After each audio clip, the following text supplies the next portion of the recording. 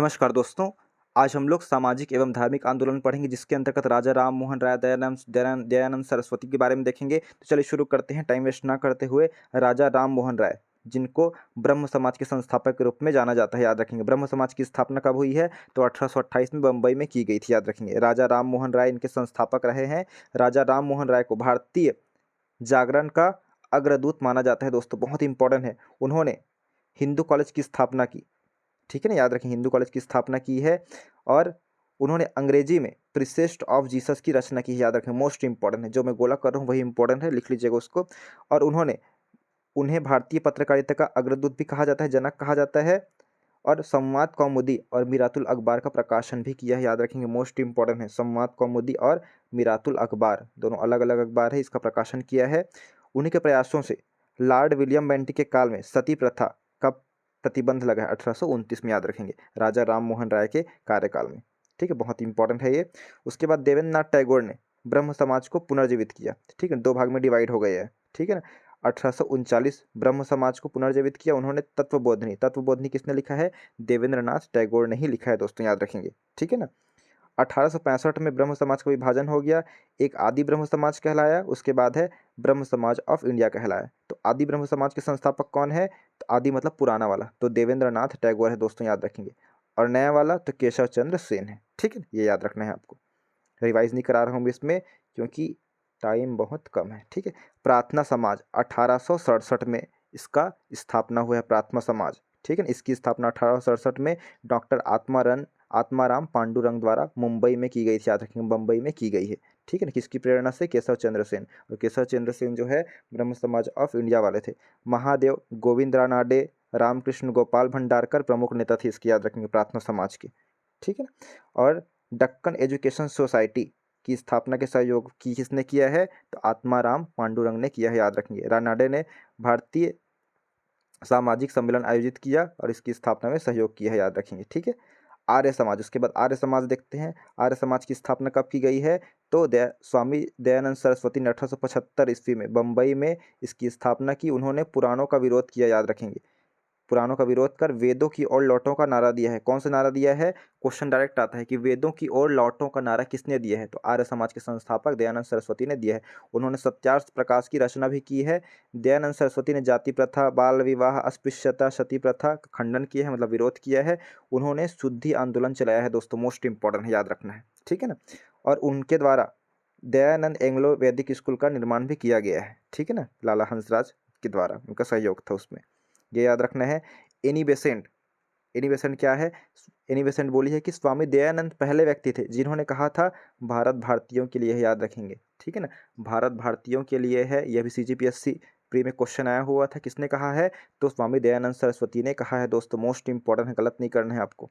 Ramakrishna mission देख लेते हैं। रामकृष्ण मिशन की स्थापना जो है शिकागो धर्म सम्मेलन में स्वामी विवेकानंद जी 1853 में अमेरिका गए थे, ठीक है ना, भाग लिया था। विवेकानंद का मूल नाम क्या है? नरेंद्र था दोस्तों, याद रखेंगे। उन्होंने सन 1897 में वेलूर में रामकृष्ण मिशन की स्थापना की थी, ठीक है ना, याद रखना है, वेलूर जगह पे 1897 में। उसके बाद है थियोसॉफिकल सोसाइटी। तो आर्य समाज की स्थापना भी 1875 में हुई है। इसकी स्थापना भी 1875 में अमेरिका में मैडम ब्लात्स्की व कर्नल अर्काट ने की थी, याद रखेंगे दोस्तों, गलत नहीं करना है, ठीक है ना। भारत में इसकी स्थापना किसने की है? अडयार या मद्रास में की गई 1886 में हुई। भारत में लोकप्रिय बनाने का श्रेय किसको है? आयरिश महिला एनी बेसेंट को है, ये याद रखना है, ठीक है ना। एनी बेसेंट ने सेंट्रल हिंदू स्कूल बनारस की स्थापना की, जो आगे चलकर क्या है, बनारस हिंदू विश्वविद्यालय के नाम से फेमस हुआ। तो बनारस हिंदू BHU यूनिवर्सिटी किसने बनाया है? एनी बेसेंट ने बनवाया है, याद रखेंगे, ठीक है ना, ये गलत नहीं करना है जी। उसके बाद है महात्मा गांधी ने अछूतों या सतनामी को ही हरिजन कहा है। उनकी प्रयासों में 1932 में अखिल भारतीय हरिजन संघ की स्थापना हुई। हरिजन समाचार पत्र भी निकाला है महात्मा गांधी ने, ठीक है ना, ये याद रखना है आपको।